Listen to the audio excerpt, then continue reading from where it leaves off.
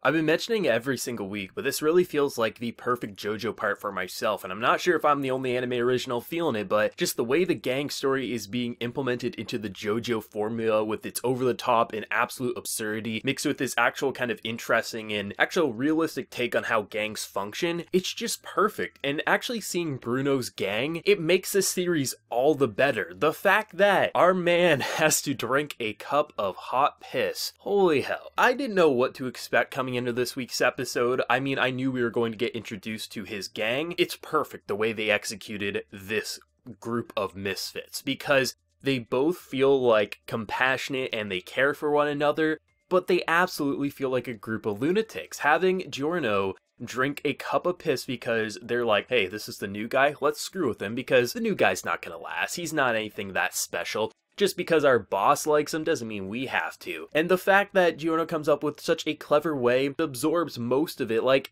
it's amazing. It's amazing how this series can take the dumbest ideas that if you were to explain to someone who never watched this episode, they would think, why is that entertaining? But seeing how they direct it in such a JoJo fashion, it was amazing, especially based on the reactions like, did this man seriously just drink that? Like, there's no way he couldn't smell what that was. It's amazing. I love how this cast was introduced because it really gives you a great sense of their personalities and how they kind of interact with one another. Like, right away, you're seeing like, okay, one of them's helping the other because they're not very good with math and just education in general. You have one of the characters who's very kind of superstitious, like, hey, we can't have 4 of something, that's bad luck. Like, there's all these little quirks that you get to see with very simple lines of dialogue or just how they're acting, and you get a pretty good understanding of how they interact with one another. But then when you least expect it, they also show you they're absolutely lunatics and they're violent. I mean, you get stabbed with a fork, a knife gets pulled, they're all fighting, they're all swinging their fists around. Like, I love it. I love how they're actually able to properly convey how these characters interact, how they actually do like one another, how they actually do have this very close chemistry, but at the same time, if you get on either one of their bad sides, they're not afraid to break your shit or punch you, if not stab you. And I think that just makes it so entertaining because it's such a JoJo thing to do. And I just love how the episode starts off kind of saying like, okay, Popo has been killed, he killed himself through suicide, because naturally, a gun in his mouth firing off, there's nothing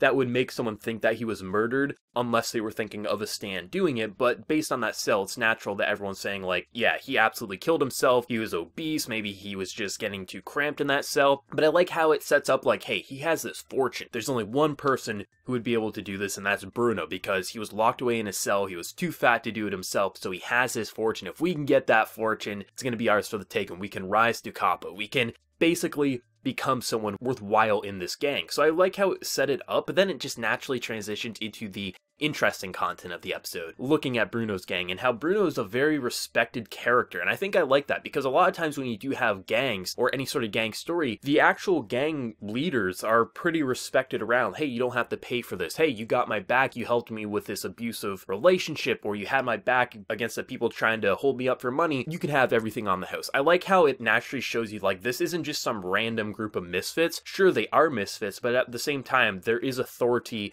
with Bruno and overall his gang. So I like that a whole lot, and just how they naturally show us the chemistry between these characters, and how a man like Giorno, he may not fit in at first, but he's such a likable character. And Bruno mentions it in this episode that he doesn't know what it is about him, but it's hard to not like this guy. And I like how he always comes up with these clever solutions not to get on someone's bad side if he can help it, because he wants to be a part of this group. He wants to be able to overthrow the boss. He wants to have his dream become a reality, and they did such a great job at making his interactions with this new group so entertaining, absolutely hilarious, so over the top and JoJo ridiculous, but also pretty clever with how he handles situations. And I just love how at the end of the episode, when they're all on the boat thinking, okay, we need to get this 10 mil. We get the 10 mil, we get to be someone in this gang. I can replace Popo. And I love how just over the course, it comes in like this sort of mystery, like, okay, how are people disappearing? And I actually like how there's one character who is super against Giorno, because you would think, even though you have your boss saying, I trust this guy, at the end of the day, it makes sense that one, if not more, would be like, just because the boss trusts him, I'm not going to show my standoff. That's something that should happen, and I'm glad that JoJo went this route of not just making all the characters side with Giorno because the boss says he's okay in his books. The fact that one was like, no matter what, I'm not going to trust this guy.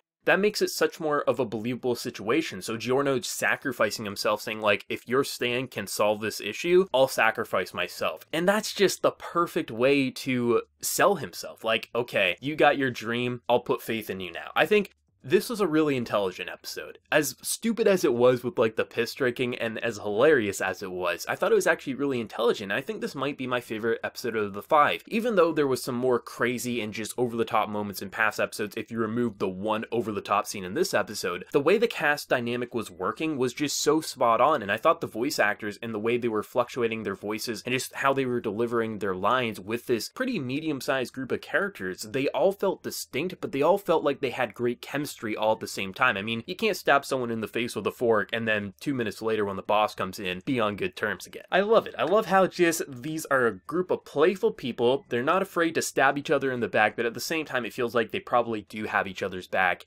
at the end of the day. And this is what I love about this part, is it still feels the same JoJo formula. So over the top, you never know what you're going to expect, but because they're translating it into a really believable gang story, of course you got the stand users and the more over-the-top elements, it makes it so more interesting because the JoJo formula is now being applied to a much more intriguing setup and just group of characters. This is my favorite cast of characters right now, it's my favorite setting, and just the way they're implementing stands is much more unique than past JoJo parts, and I've liked every JoJo part that we've seen in anime so far. I'm really excited for episode 6, especially to see how this stand is going to get into this situation. But let me know whatever you thought of episode 5 down in the comment section below. Did you love it? Did you hate it? Your favorite moment? Let me know whatever you're feeling, and be sure to like the video if you did enjoy, and also hit that subscribe button if you want to see more content from me in the future. But until next time, everyone, please take care and have a good one.